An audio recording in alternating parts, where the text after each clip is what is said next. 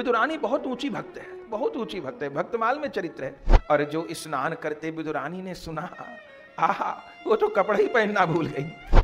तब चौकी खींच के लाई, सो भी उल्टी बिछा दी, बैठो। भगवान ने कहा भूख लगी, चलो अभी बनाती हूं, बताओ क्या बनाओ, अभी बनाओ, अभी बनाओ। अपने हाथ से ही भगवान को भोग लगा रही है। अब भोग लगाने की तो यही विधि है। विदुरानी बावरी हुई सो हुई, भगवान और बावरे हो गए। अरे पक्का केले का छिलका तो कोई नहीं खा सकता, विदुर जी तो बहुत हल्ला मचाए। अब सब चरित्र अपने आप में अद्भुत है। विदुरानी आज सवेरे से मगन हो रही थी, विदुर जी तो वहीं सभा में लगे थे। अच्छा, भगवान विदुर जी को भी नहीं बताए कि तुम्हारे घर जा रहा, पहले बता दे तो वो तैयारी में लग जाए। और सभा में भी ऐसी स्थिति थी कि प्रभु को पता था बात बिगड़ेगी तो विदुर जी बार बार संभालेंगे, और उनको ये पता चल जाए मैं घर आ रहा हूं तो तैयारियों में लग जाएंगे। और विदुर जी क्या है, तनख्वाह नहीं लेते थे। विदुर जी सेवा तो करते थे पर वेतन नहीं लेते थे। अरे मेरे राष्ट्र का काम, मेरे घर का काम, काहे की तनख्वाह, तनख्वाह नहीं लेते थे, सेवा करते थे। विदुर जी तो बड़े उदार महापुरुष हैं। पहुंच गए, लेकिन विदुरानी को बार बार लग रहा था कि कहीं प्रभु ना आ जाए, कहीं प्रभु ना, बार बार अपने में भावना हो रही थी। फिर सोचती इतनी बड़ी तो तैयारी करी है दुर्योधन ने, मेरे यहाँ क्यों आएंगे। फिर सोचे आज हो रहा है कहीं प्रभु ना आ जाए, कभी प्रभु ना आ जाए। तो विदुरानी घर को साफ करके स्नान करने चली गई। विदुरानी बहुत ऊंची भक्त है, बहुत ऊंची भक्त है, भक्तमाल में चरित्र है। विदुरानी स्नान करने चली गई कि स्नान करूं फिर कुछ रसोई बनाऊं, पर उनको क्या था, वो भगवान के प्रेम में ऐसी मगन हो जाती कि नहाने बैठी है तो नहाती रहेंगी। उन्हें कोई कहने वाला चाहिए कि भाई अब नहा ली, अब बस नहाना खत्म करो, कपड़े पहन लो। उनको होश ही नहीं, प्रभु आवेंगे, प्रभु आवेंगे, नहाती तो नहाती रही ना। इतनी देर में भगवान आ गए। और भक्त के संबंध को अपना संबंध मानते हैं। अरे ठाकुर जी की चाची थोड़ो लगती हैं विदुरानी, अर्जुन की चाची लगती हैं, अर्जुन की काकी लगती, भगवान की थोड़ो लगती हैं, पर भक्त के संबंध को अपना संबंध माने। भगवान दरवाजे पे पहुंच गए, काकी काकी काकी कह के पुकार रहे। और जो स्नान करते विदुरानी ने सुना, आहा, वो तो कपड़ा ही पहनना भूल गई। ये भी सुध नहीं रही कि स्नान कर रही हूं, कपड़ा पहन लूं, बिना वस्त्र पहरे दरवाजा खोल दिया। भगवान देख रहे हैं, जान गए ये तो बोहरी हो गई। तब अपना पीताम्बर उतार के विदुरानी को भगवान उड़ा रहे हैं। अपना पीताम्बर उतार के बिना वस्त्र के दरवाजा खोल दिया, नहाते ना, होश ही नहीं कि कपड़ा पहरे कि नहीं पहरे। भगवान ने अपना पीताम्बर पहराया है। तब विदुरानी को ध्यान आ रही, मैंने तो कपड़े ही नहीं पहरे। फिर जल्दी जल्दी गई, जो वस्त्र मिला वो पहरा। भगवान को अंदर ही आने को नहीं कहा। फिर दरवाजे पे आई, बहुत देर हो गई। भगवान ने कहा काकी मां भीतर नहीं लेके जाओगी? हाँ लेके जाऊं। फिर भीतर लेके गई, भीतर लेके गई। अब बैठने की जगह ना उनको मिले, जबकि घर तो पूरा ही खाली था। यहां बिठाऊं कि वहां बिठाऊं कि वहां बिठाऊं कि यहां बिठाऊं कि कहां बिठाऊं। प्रभु ने कहा वो रही चौकी। तब चौकी खींच के लाई, सो भी उल्टी बिछा दी, बैठो। तब प्रभु ही चौकी को सीधा कर रहे हैं। फिर अपना आंचल से पूछ रही चौकी को, भगवान को बिठा दिया। अब बैठ गई तो बैठ ही गई, अब प्रभु कोई देख रही, बहुत देर हो गई। तब भगवान ने कहा काकी भूख लगी है, बहुत दूर से चला हूं, कई दिन की यात्रा करके लौटा हूं, भूख लगी है। अब भूख सुनते ही तो वो नहाई इसलिए रही थी कि रसोई करूंगी, पर कुछ था ही नहीं। भगवान ने कहा भूख लगी, चलो अभी बनाती हूं, बताओ क्या बनाओ, अभी बनाओ, अभी बनाओ। बोले बनाओ, मेरे तो पेट में दर्द हो रहा है भूख के मारे, अभी बनाओ, अभी जो हो सोई लाओ। सो भाग के गई रसोई में, तो केले का फल पड़ा है। केले के फल को बहुत पवित्र फल माना गया है। सबको, देवताओं को, सबको केला बहुत प्रिय है। केला, कदली का जो फल है प्राचीन है और प्रिय है, इसलिए सबको पूजा में केले का फल काम आता है। केले के पेड़ की इसलिए पूजा भी होती है। गुरु का स्वरूप है केले का वृक्ष। तो वही केले के फल धरे थे, उन्हीं को लेकर के आ गई। भगवान ने कहा ठीक है, भूख लग रही, अभी तो कुछ चाहिए। और फिर बड़ी प्रसिद्ध कथा है, बताने की आपको जरूरत नहीं है, पर ये यहीं का प्रसंग है। अपने हाथ से ही भगवान को भोग लगा रही है। अब भोग लगाने की तो यही विधि है। ठाकुर जी को थाली धरिए, पर्दा कर दीजिए।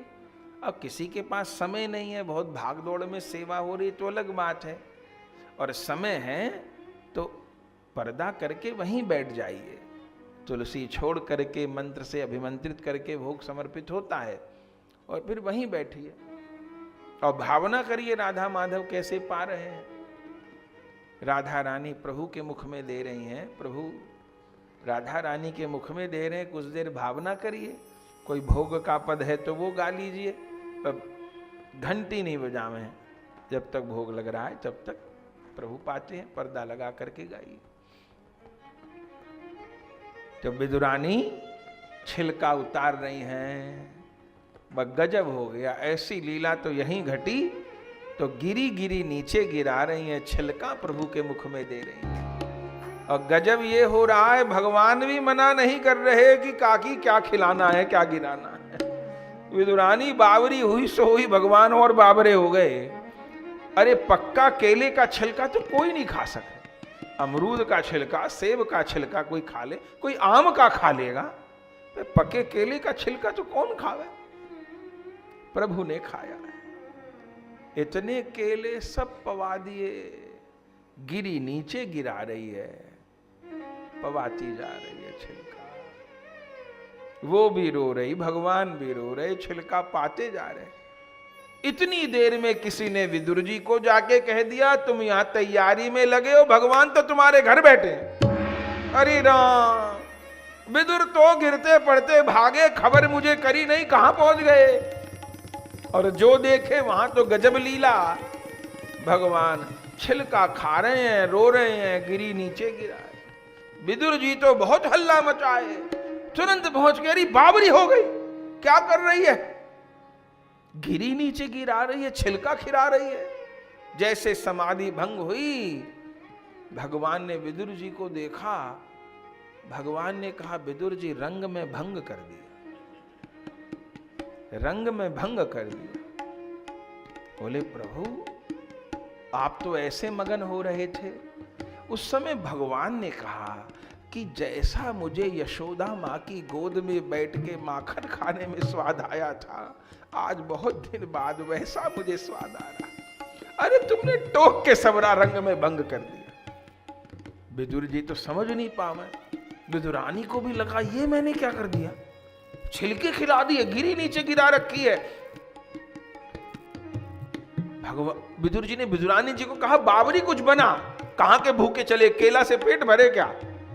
तो तुरंत गई रसोई में। तो विदुर जी बैठ गए, भगवान भी विराज गए।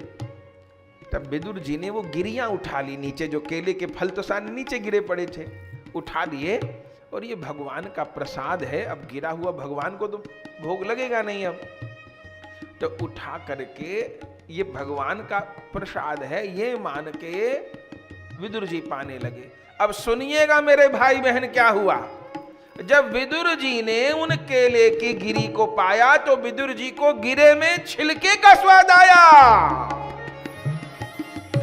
जब गिरी उठा के पाई तो गिरी में छिलके का स्वाद आया, और भगवान को छिलके में गिरी का स्वाद आया।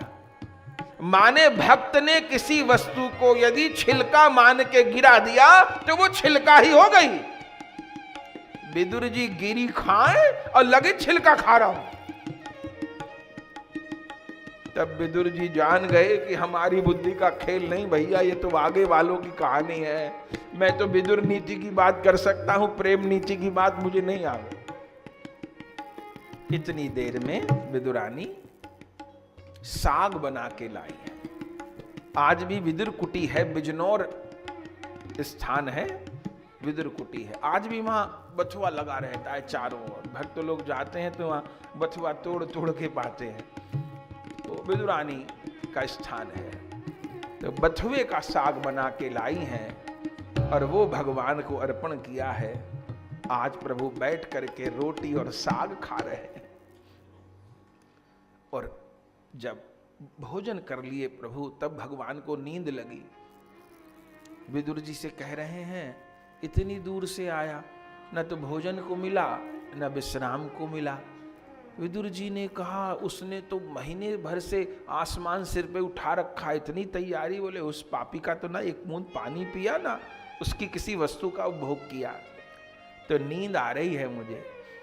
विदुर जी ने कहा, प्रभु मेरे यहाँ ऐसे कोमल बिछौना तो है नहीं, क्योंकि बड़े वैराग्य से ही रहते थे विदुर जी विदुरानी जी। तो मेरे यहाँ कुछ ऐसी बढ़िया तो व्यवस्था नहीं है, आप विश्राम करो तो करो।